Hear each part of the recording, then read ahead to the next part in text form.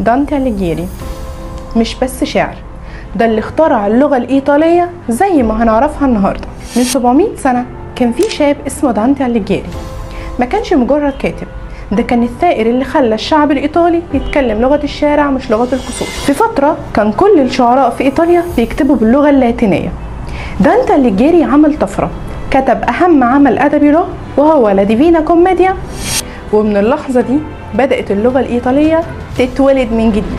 النهاردة اللغة اللي بدأها دانتي أليجيري بقت لغة الفن والموسيقى والسينما والموضة، ولغة المنح المجانية اللي بتقدمها إيطاليا كل سنة للطلاب من جميع أنحاء العالم. لكن الإيطالي مش بس لغة بلد جميلة، ده لغة شعب بيفكر بذوق وبيتكلم بثقة وبيعيش الحياة بكل تفاصيلها. ولما تبدأ تتعلمها هتحس إنك مش بس بتتعلم لغة، انت بتتعلم إحساس جديد، بتتكلم بموسيقى، وكمان بتبدأ طريقة تفكير مختلفة وجديدة. القصة اللي بدأها دانتي أليجيري لازم انت تكملها.